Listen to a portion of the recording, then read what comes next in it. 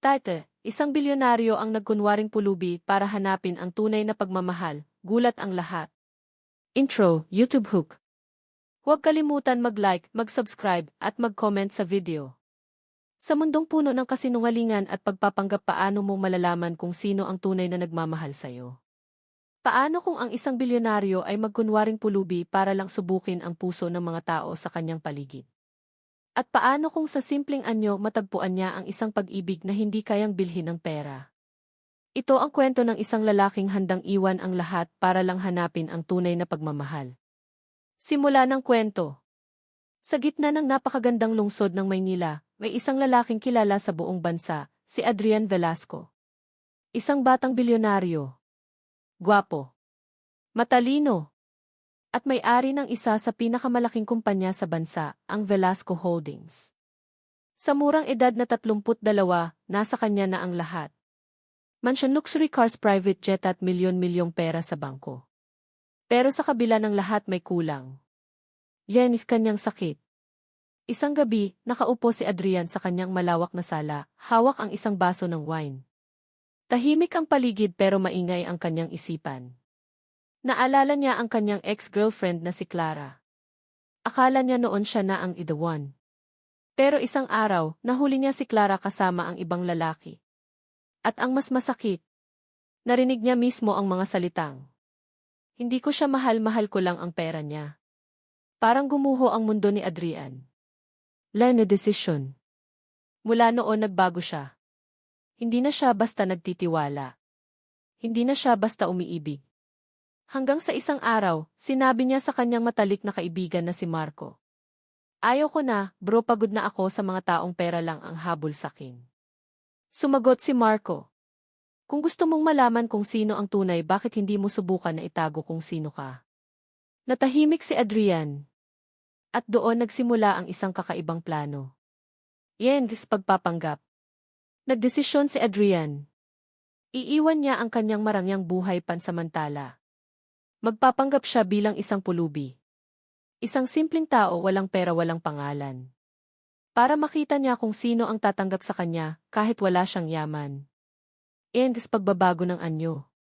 Isang araw, pumasok siya sa isang lumang barbershop.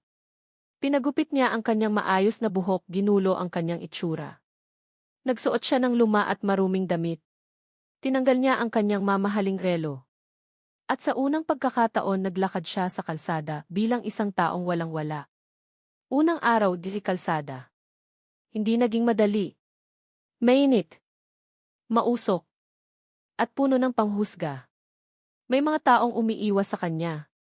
May mga batang tumatawa. May mga guard na pinapaalis siya. Doon niya nakita ang realidad na matagal na niyang hindi nararanasan. Yan yung unang kabaitan. Habang nakaupo siya sa gilid ng kalsada, gutom na gutom, may lumapit sa kanyang isang babae. Simple lang ang suot. May dala siyang maliit na paper bag. Umiti ito at sinabi, "Kuya, kumain ka na ba?" Ibinigay niya ang tinapay at tubig. Hindi makapaniwala si Adrian. Sa dami ng taong may kaya itong simpleng babae pa ang tumulong sa kanya. Siya ay Lina. Ang pangalan ng babae ay Lina. Isang simpleng empleyado sa isang maliit na cafe. Hindi mayaman. Hindi sikat.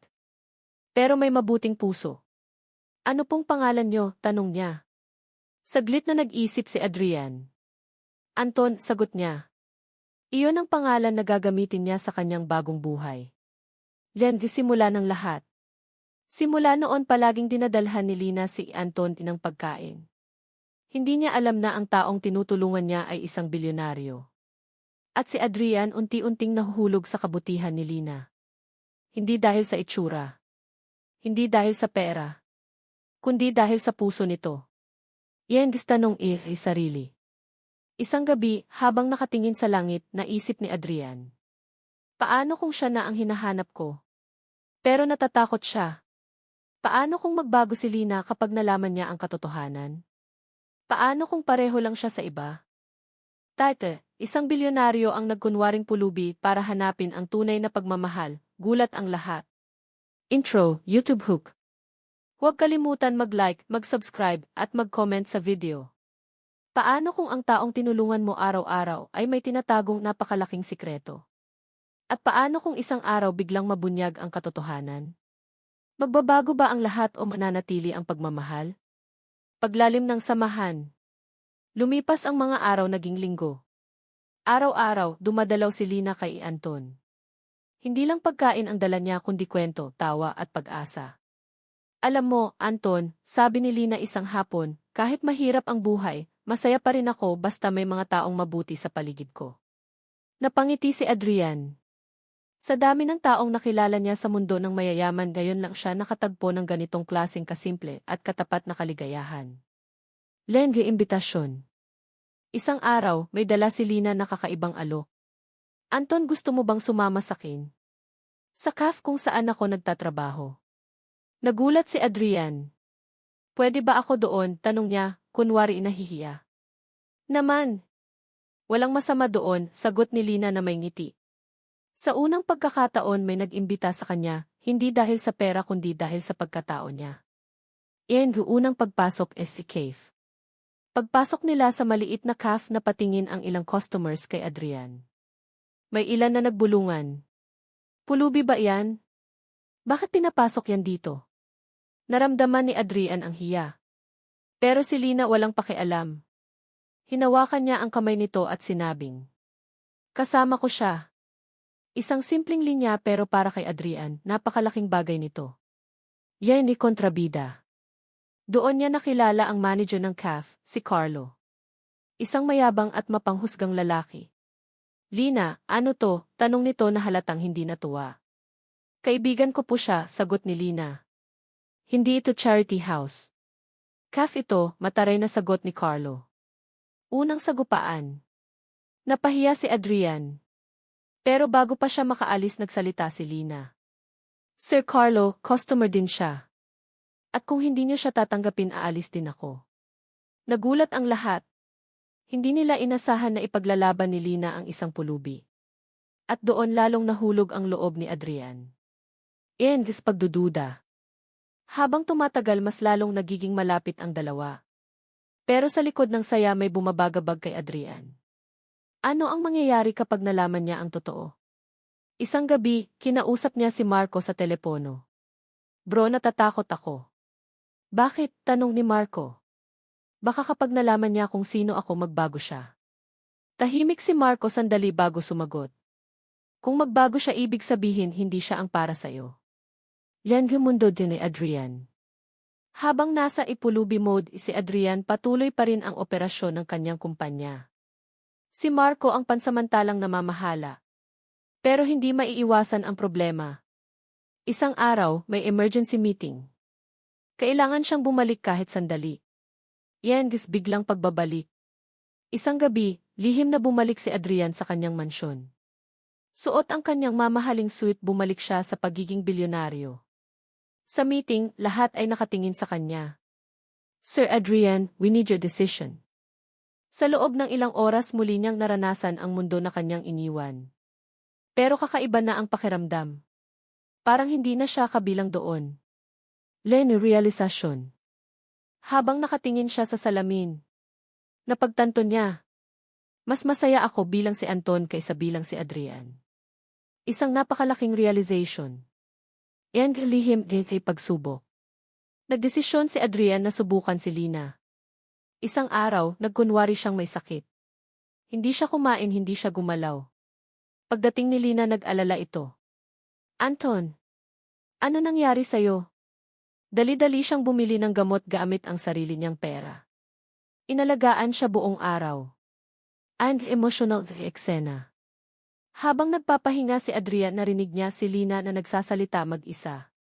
Hindi ko alam kung anong nangyari sa iyo sa buhay mo pero hindi kita pababayaan. Tumulo ang luha ni Adrian. Sa wakas may taong nagmamalasakit sa kanya ng walang kapalit. Langas peligro. Pero hindi nila alam may taong nagmamasid. Si Carlo. May hinala siya kay Anton. Hindi normal ang pulubi na to, bulong niya sa sarili. Nagdesisyon siyang imbestigahan ito. Yan pagsisimula ng pagbabantay. Sinundan niya si Adrian isang gabi. At doon niya nakita. Si Adrian papasok sa isang luxury car. Nanlaki ang mata ni Carlo. Ano to? Cliffhanger, Death Part 2. Tate, isang bilyonaryo ang nagkunwaring pulubi para hanapin ang tunay na pagmamahal, gulat ang lahat. Intro, YouTube hook. Huwag kalimutan mag-like, mag-subscribe, at mag-comment sa video. Paano kung ang isang sikreto ay biglang mabunyag sa pinaka-hindi inaasahang paraan? At paano kung ang taong pinaka-pinagkakatiwalaan mo ay siya ring makakasakit sa'yo? Yan ginatuklasan din ay Carlo. Sa madilim na gabi, nakatago si Carlo sa isang sulok habang pinagmamasdan si Adrian. Kitang-kita niya kung paano sumakay si Anton sa isang mamahaling sasakyan. Hindi siya makapaniwala. Imposible pulubi yon, diba? Bulong niya. Pero malinaw ang kanyang nakita. May tinatagong lihim ang lalaking iyon. Iyan masamang plano. Kinabukasan, agad nag-imbestiga si Carlo. Sinundan niya ang sasakyan at nalaman ang katotohanan. Adrian Velasco, basa niya sa isang file. Nanlaki ang kanyang mata. Bilyonaryo. Biglang nagbago ang kanyang ekspresyon. Mula sa pagdududa naging kasakiman. Pwede ko tong pagkakitaan, sabi niya sa sarili. Iyan pananakot. Isang gabi, nilapitan ni Carlo si Adrian habang mag-isa ito. Oy! Anton, o dapat ba kitang tawaging Adrian? Nanigas si Adrian. Unti-unting lumapit si Carlo, may hawak ng ngiti na puno ng pananakot. Alam ko ang sikreto mo. Pagkakagulat. Hindi agad nakapagsalita si Adrian. Sa loob ng ilang segundo nag-isip siya. Paano niya ipapaliwanag? Paano niya poprotektahan si Lina? Line deal. Makinig ka, sabi ni Carlo. Hindi ko sasabihin ang sikreto mo kung may kapalit. Anong gusto mo? Tanong ni Adrian. Ngumiti si Carlo. Pera, malaking pera. Yan di mahirap desisyon. Nagalit si Adrian pero pinigilan niya ang sarili. Alam niyang kapag tumanggi siya maaaring masaktan si Lina. Fine, pero layuan mo si Lina, sabi niya. Tumawa si Carlo. Hindi ganoon kadali yon. Yan walang malay sa Lina. Habang nangyayari ang lahat, walang kaalam-alam si Lina. Patuloy pa rin siya sa pagtulong kay Anton. Isang araw, masaya niyang sinabi. Anton, may good news ako. Ano yon? Tanong ni Adrian. Na-promote ako. Yan, halong emosyon. Masaya si Adrian para kay Lina.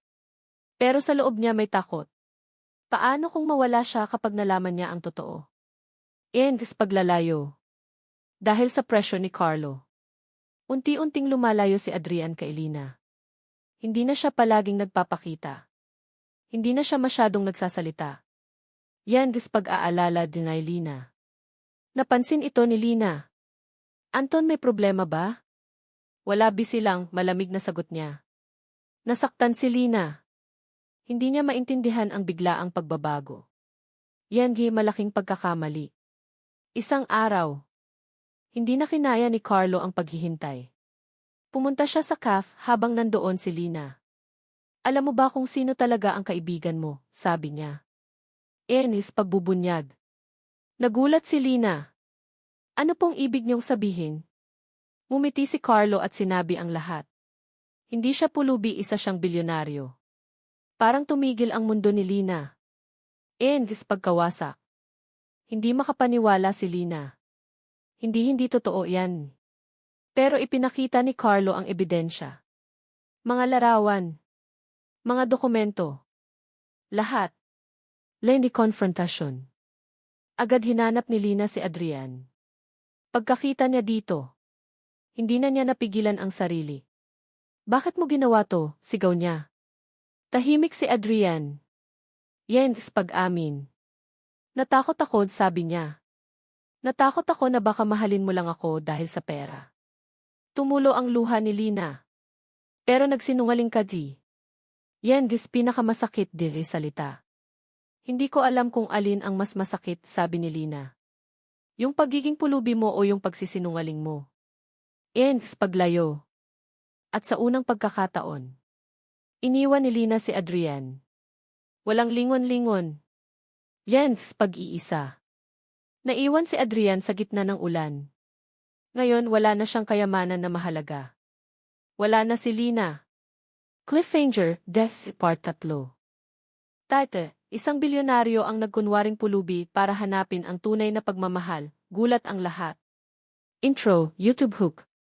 Huwag kalimutan mag-like, mag-subscribe, at mag-comment sa video. Paano kung ang taong sinaktan mo ay siya ring pinakamahalaga sa buhay mo? At gaano kalayo ang kaya mong gawin para lang maibalik ang isang pusong nasira mo? Yan pagbagsak ni Adrian. Matapos umalis si Lina. Para bang nawalan ng kulay ang mundo ni Adrian. Bumalik siya sa kanyang mansyon pero hindi na ito tulad ng dati. Tahimik. Malamig. At puno ng pagsisisi. Yan pagsisisi. Habang nakaupo siya sa kanyang kwarto, paulit-ulit niyang iniisip ang mga sinabi ni Lina. Pero nagsinungaling ka di. Parang paulit-ulit itong tumatama sa kanyang puso. Ginawa ko to para sa pagmamahal pero bakit parang nasira ko lang ang lahat, bulong niya sa sarili. Lenny realisasyon. Doon niya napagtanto ang isang mahalagang bagay. Ang tunay na pagmamahal hindi sinusubok sa pamamagitan ng panlilinlang. Kundi sa katapatan. Yan desisyon magbago. Tinawagan niya si Marco. Bro, gusto kong ayusin to. Ano ang plano mo? Tanong ni Marco. Hindi bilang si Adrian, kundi bilang isang taong handang magpakumbaba. Yan buhay na Lina. Samantala, si Lina ay tahimik na nasasaktan. Patuloy siyang nagtatrabaho sa CAF pero halata ang lungkot sa kanyang mga mata. Okay ka lang ba? Tanong ng kanyang kaibigan. Hindi ko alam, parang may kulang, sagot niya. Hindi alaala. Tuwing nakikita niya ang lugar kung saan sila nag-uusap ni Anton, hindi niya mapigilan ang kanyang emosyon. Mahal ko ba siya o galit ako sa kanya? Tanong niya sa sarili. Yan pagbabalik de Adrian, V.D. Isang araw. May bagong mukha sa CAF. Isang lalaking nakasimple lang na damit. Malinis pero hindi mayaman ang dating. Si Adrian iyon. Pero hindi na bilang Gi Anton o bilyonaryo, kundi bilang isang taong gustong magsimula ulit. Yan muling pagkikita. Pagkakita ni Lina sa kanya. Nanigas siya. Anong ginagawa mo dito? Malamig niyang tanong. Yan paghingi ng tawad. Lumapit si Adrian at dahan-dahang nagsalita. Hindi ako naparito para ipilit ang sarili ko di. Naparito ako para humingi ng tawad. Tahimik ang paligid. Yan matigas diyan puso. Hindi sapat ang sorry, sagot ni Lina. Sinira mo ang tiwala ko. Ginawa mo akong tanga. Masakit pero tinanggap ni Adrian ang bawat salita. Yan pagpapatunay. Ano ang kailangan kong gawin? Tanong niya. Wala, sagot ni Lina. Hindi mo na kailangang gawin ang kahit ano. Yan guhamon ng tadhana. Pero hindi pa tapos ang lahat. Isang araw, may nangyaring insidente sa CAF. Isang customer ang nagwala at nagbanta. Natakot ang lahat. Yan pagtulong kay Adrian. Hindi nagdalawang isip si Adrian. Pinrotektahan niya si Lina. Hinarap niya ang sitwasyon kahit siya ay masaktan. Yan pagbabago ng paningin. Nakita ni Lina ang lahat.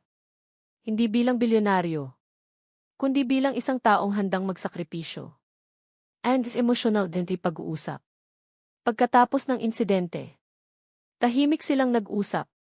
Bakit mo ginagawa to? Tanong ni Lina. Dahil mahal kita, hindi dahil sa gusto kitang bilhin, kundi dahil gusto kitang ipaglaban. Paglambot. Unti-unting bumigay ang puso ni Lina. Hindi pa lubos. Pero may pagbabago. Yan huling pagsubok. Pero may isang huling hadlang. Si Carlo. Hindi pa siya tapos. May bagong plano siyang sisira sa lahat. Bagong pananakot.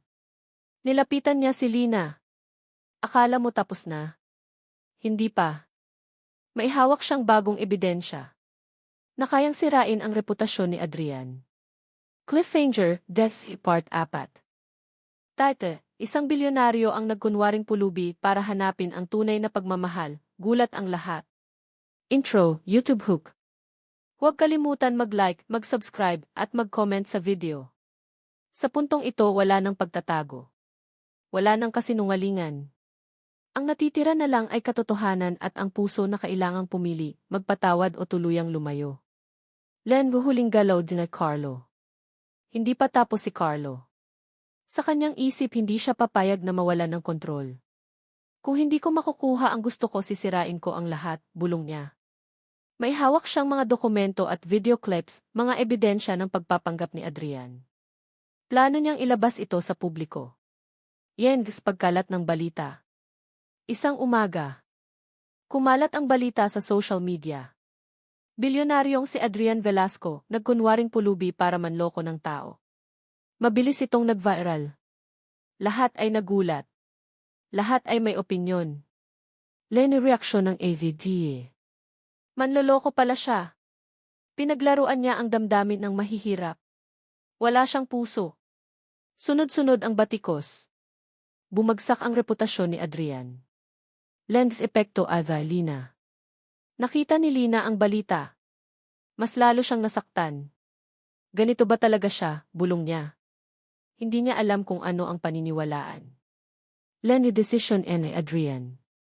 Habang nagkakagulo ang lahat. Tahimik lang si Adrian. Hindi siya nagtago. Hindi siya umiwas. Sa halip nagdesisyon siyang harapin ang lahat. Ein's press conference. Nagdaos siya ng isang press conference. Lahat ng media nandoon. Lahat naghihintay ng kanyang sasabihin. Yan ay katotohanan. Tumayo si Adrian sa harap ng lahat. At totoo ang lahat. Nagulat ang lahat. Pero hindi ko ito ginawa para manlokod. Kundi para hanapin ang isang bagay na hindi ko mabili, ang tunay na pagmamahal. Yan's emotional anti-pag-amin. Lumaki ako sa mundong puno ng pera pero kulang sa katotohanan. Lahat ng lumalapit sa akin may kapalit. Hanggang sa makilala ko siya. Yan gis pagbanggit ay Lina. Isang simpleng babae na tumulong sa akin kahit wala akong maibigay. Hindi niya alam kung sino ako pero tinanggap niya ako. Yan gis paghingi ng tawad publiko. Humihingi ako ng tawad. Hindi lang kay Lina kundi sa lahat ng nasaktan ko. Hindi ko sinasadya na saktan siya o ang kahit sino. Gis pagbagsak din ay Carlo. Habang nangyayari ang lahat, may isang twist. Lumabas ang katotohanan tungkol kay Carlo. Nalaman ng kumpanya ang kanyang panghaharas at blackmail. Lan guhustisya. Isang araw. Inaresto si Carlo. Natapos ang kanyang pananakot. Natapos ang kanyang kasakiman. Yan guhuling pag-uusap. Matapos ang lahat. Hinap si Adrian si Lina. Tahimik silang nagkita sa parehong lugar kung saan nagsimula ang lahat. Yan gitunay dito'y paghingi ng tawad. Hindi ko nababaguhin ang nakaraan, sabi ni Adrian. Pero gagawin ko ang lahat para maging karapat-dapat sa'yo. Yan decision ni Lina. Tahimik si Lina. Maraming emosyon ang nasa puso niya. Galit. Sakit. Pero pagmamahal din. Yan gis pagpapatawad. Unti-unti siyang lumapit. Hindi ko makakalimutan ang ginawa mo. Pero hindi ko rin kayang kalimutan kung paano mo ako minahal. Tumulo ang luha ni Adrian. Iyan is bagong simula. Kung magsisimula tayo ulit, sabi ni Lina. Walang kasinungalingan. Ngumiti si Adrian. Pangako. Iyan gis masayang wakas. Lumipas ang panahon. Hindi na nagkunwari si Adrian. Ginamit niya ang kanyang yaman para tumulong sa iba. Kasama si Lina. Yan gis pinakahihintay Jerry sandali. Isang araw. Sa parehong calf. Lumuhod si Adrian. Lina, pakakasalan mo ba ako? Sagot. Mumiti si Lina habang mailuha sa mata. Line wedding. Hindi marangya. Hindi bongga. Pero puno ng pagmamahal. At lahat ay nagulat. Dahil ang bilyonaryo ay pinili ang simpleng buhay, kasama ang babaeng tunay na nagmahal sa kanya. Ending message.